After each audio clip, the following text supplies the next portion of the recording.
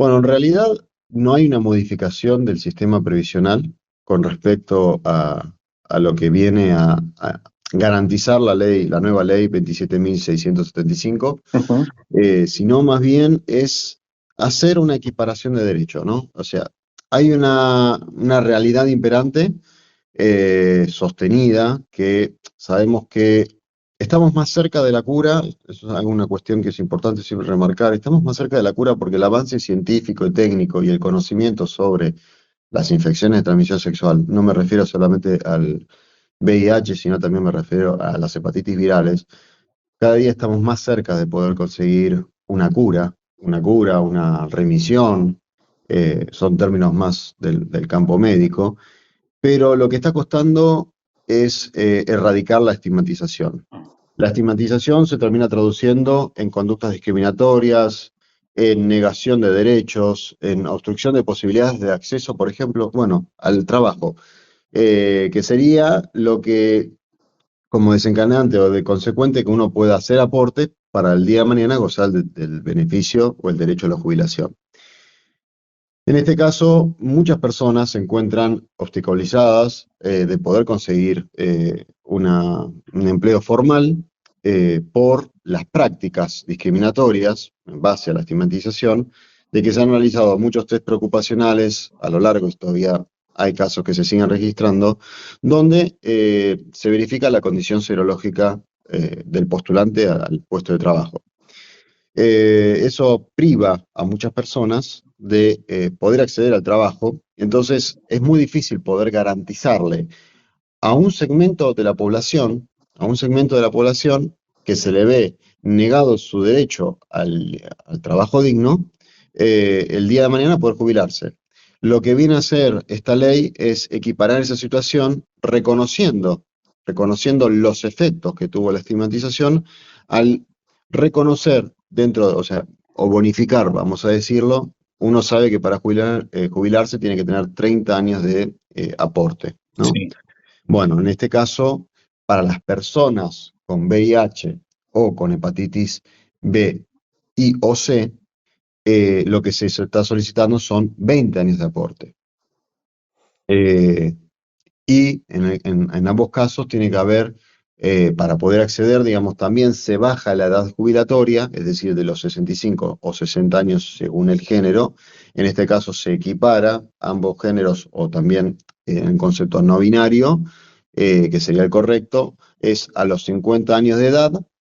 Uno va a poder acceder, si tiene 20 años de aporte, y a la caja del sistema SIPA, el Sistema Integrado Previsional Argentino. Sí. Eso es importante también remarcarlo porque hay muchas provincias que todavía no adhirieron a la ley 27.675. Claro, tienen cajas provinciales. Claro, hay cajas provinciales, y también en la cuestión del federalismo también hay que contemplar que hay municipios que tienen sus cajas de previsión.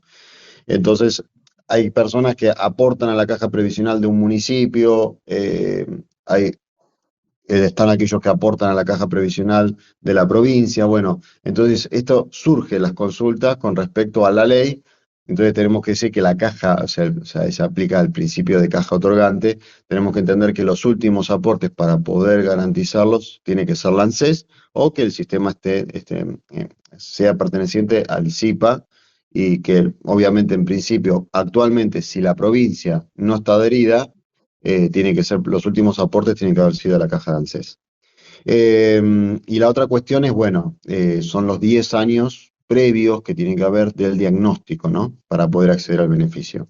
Es decir, tienen que haber transcurrido, a fecha presente, tenemos que ir 10 años atrás para ver si la persona ya se le había hecho, ya había tenido el diagnóstico, y ese diagnóstico fue notificado al Sistema Nacional de Vigilancia, que es del Ministerio de Salud.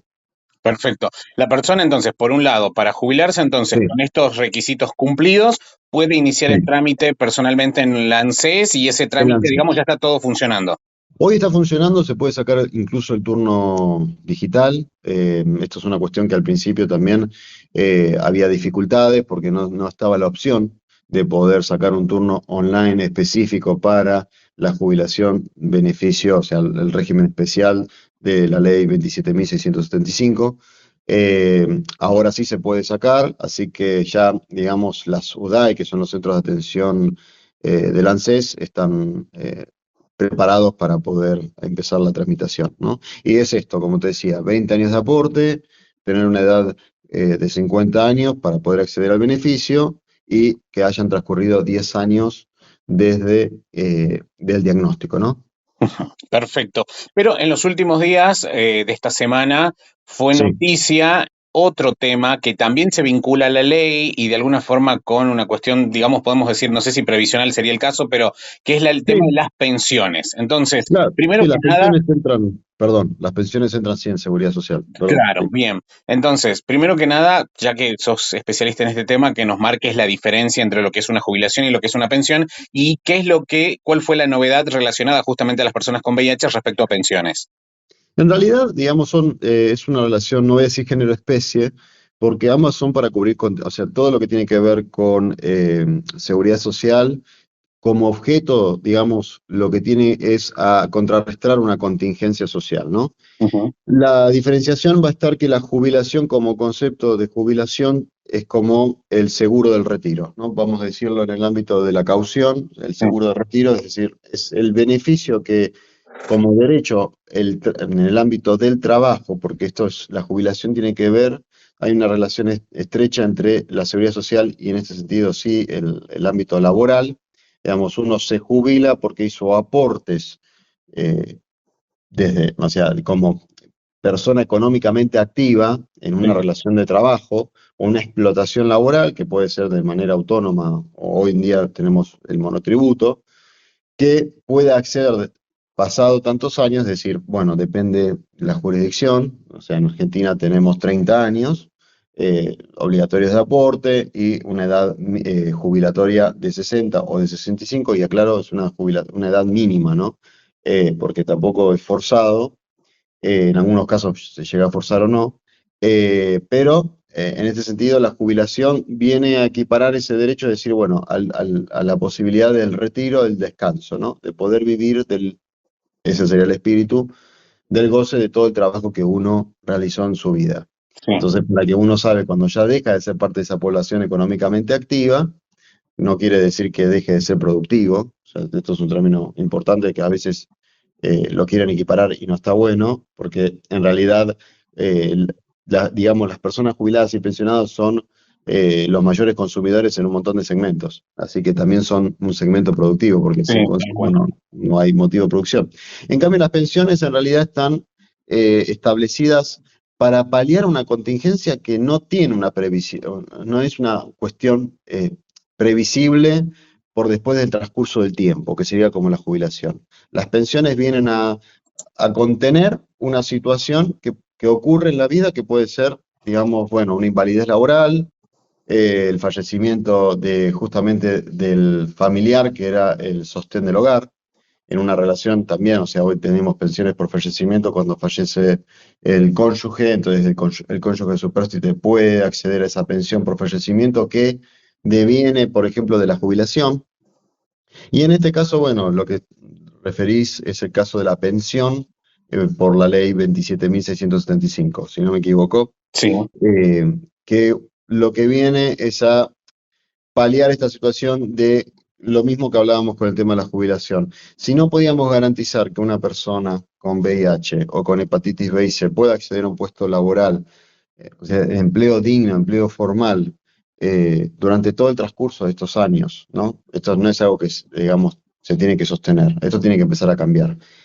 Pero si no podemos garantizar, entonces estamos buscando que la gente pueda acceder a tener un régimen especial para que pueda jubilarse y tener un ingreso para poder sostener su calidad de vida, las pensiones en realidad también vienen a ver a aquellos segmentos poblacionales que, digamos, que son personas que viven con VIH, que tienen hepatitis C o B y tienen condiciones limitantes por el desarrollo de de la hepatitis, que puedan, digamos, acceder a a un monto, un ingreso, que no es mucho tampoco, es el 70% del de un haber mínimo previsional que marca la ley actual, la 24.241, y eso se va marcando según, digamos, el haber mínimo, bueno, va a ser el 70%, ese es el monto total de la pensión que recibiría la persona. Y tiene que ver esto con la cuestión de la vulnerabilidad social extrema, ¿no? Es decir, que no estás ganando lo suficiente como para poder realmente sostener una vida digna.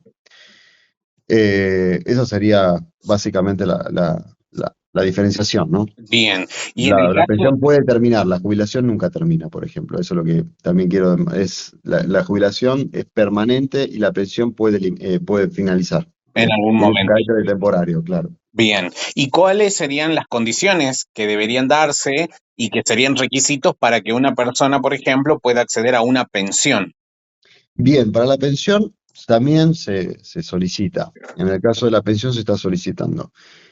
Un diagnóstico previo no marca mucho la diferencia de los años, es decir, pero sí se requiere que exista, antes de solicitar el beneficio, que exista un diagnóstico previo, pero igual yo diría que tomen también, hay que tomar la medida por lo menos relativa de que más de un año, y que esté notificado en el Sistema Nacional de Seguridad Sanitaria, de Vigilancia Sanitaria, perdón. Eh, la otra cuestión importante es que la ANSES va a realizar, digamos, la evaluación patrimonial, sí, la evaluación patrimonial en base a los datos que tenga FIP de la persona solicitante y también, bueno, la evaluación socioeconómica que es en base a los datos que maneja la propia ANSES o el Ministerio de Desarrollo Social. Entonces van a manejar esa información, uno va, solicita, no hace falta sacar turno, es decir, hay que ir a presentarse directamente a la ANSES, a la UDAI más cercana, sin turno previo, y vas a llenar una declaración jurada, que es la misma declaración jurada que te hacen firmar para la jubilación, con la variante que no es para jubilarse, sino para la pensión. Y el único dato importante a tener en cuenta es la medida de cuánto es lo que debes tener de ingreso como para poder considerarte si podés acceder a la pensión o no.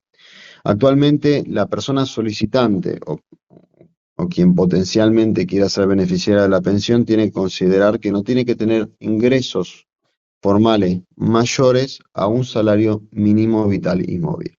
Es decir, si es igual, es el mismo monto, es idéntico, se lo puede solicitar. Si supera un salario mínimo vital y móvil, ya, digamos, eh, la evaluación sería negativa. Pero sería afirmativo hoy en día, desde abril, estamos hablando de 80.342 pesos, un salario mínimo vital y móvil. Si tenés un grupo convivente, es decir, si hay un grupo familiar, es decir, la persona solicitante convive con pareja, o no necesariamente pareja, pero alguien que sea un familiar directo o afectivo, puede ser un amigo también que se considere eh, parte de ese grupo familiar, porque hay una convivencia, hay un proyecto, digamos, de sostenimiento, hay que evaluar cada caso, ¿no? Sí. Pero a veces un amigo también convive, te ayuda con los gastos, paga la luz, paga el gas. Esto también hay que contemplarlo cuando se habla de evaluación socioeconómica, porque alquilan y demás, entonces conviven. Bien, entre ambos no tienen, entre ambos, o si son más, todavía más, no tienen que superar el ingreso a esa unidad más de 241.000 pesos, es decir, 3 salarios mínimos vitales y móviles. Entonces hay que contemplar eso. Si vivís solo, es un salario mínimo vital y móvil. Y si convivís, ya estamos hablando de 3 salarios mínimos vital y móvil, más o menos como para hacerlo reducido. Bien. Eh, sí. Y en este caso particularmente, que el factor edad, que en la jubilación es muy importante, en términos generales, cumplir cierta edad siempre es requisito. En este caso, para una pensión, ¿hay que tener determinada edad? No, mayor de 18 años de edad. Perfecto. Y no hay problema, también hay que aclarar esto, lo pueden solicitar las personas nacionalizadas, naturalizadas, es decir, que nació en Argentina, y extranjeros que estén con una residencia continuada de por lo menos 5 años en el país, ¿sí? Ujú. Es una cuestión que también lo puede, o sea, si sos extranjero con residencia permanente en el país, que por lo menos hayan transcurrido 5 años y que no haya sido interrumpida. Perfecto, entonces para poner en limpio los requisitos, entonces vamos primero la edad mayor de 18, un Sí. diagnóstico de VIH que no hay un tiempo determinado No, tiene que ser previo. previo, Lo que se nada marca más. es que sea previo. Sí, sí, sí. Perfecto. Claramente sí. Perfecto. Y después el tema de los ingresos. Si está solo, un salario mínimo vital y móvil, y si hay grupo familiar, ya serían 3 salarios mínimos vital y móviles como Claro. ingreso. Partamos de la base. Si vos ya de por sí solo por más que convivas, ya ganas más de un salario mínimo vital y móvil, o sea, tus ingresos son mayores a un salario mínimo vital y móvil, que la medida que hoy decía son 80.000 pesos, 80.000, perdón, 80.342 pesos. Bueno, ya ahí la certificación va a ser, digamos, el resultado de la operatoria va a ser negativo. No te van a brindar el beneficio de la pensión. Si no es el caso, ahí hay que sumarle, si convivís encima, hay que sumarle qué ingresos formales tiene esa persona con la que convivís o personas con las que convivís. Pero esto es una cuestión también, puede ser la fuente de ingreso formal, puede ser no solamente la relación de dependencia, sino lo que uno como autónomo puede llegar a facturar, como monotributista, y también las contribuciones. Esto es una cuestión que hay que contemplar, que todo lo que tenga que ver, por ejemplo, bueno, yo les comentaba el tema de la relación el trabajo en relación de dependencia registrado, la renta de referencia que uno habla de trabajador autónomo y también el monotributista.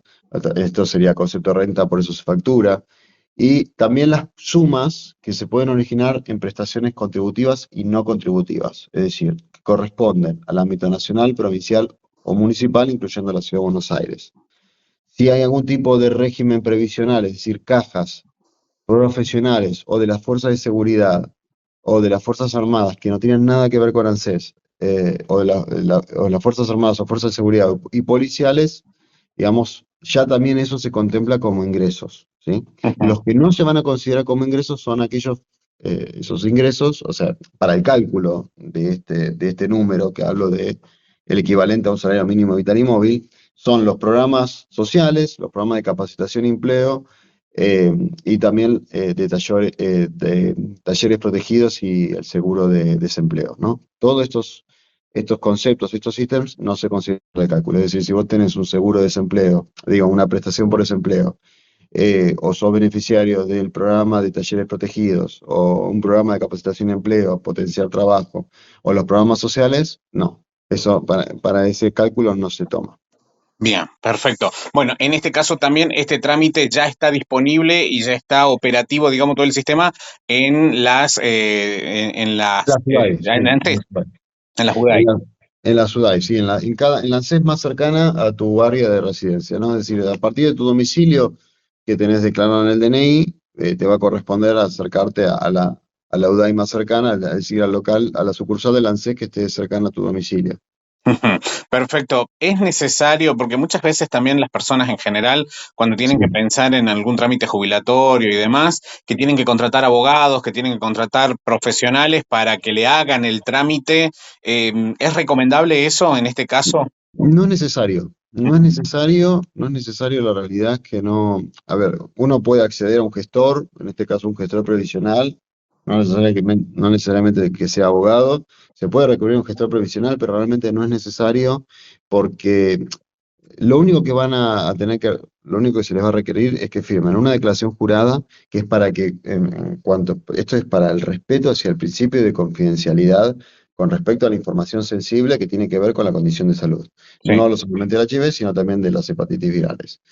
Eh, Hay que firmar una declaración de consentimiento del acceso a los datos. ¿Por qué? Porque el ANSES tiene que solicitarle al Ministerio de Salud que le diga si la persona que está solicitando la pensión o la jubilación tiene un diagnóstico previo que lo habilitaría al ingreso del beneficio que marca la ley.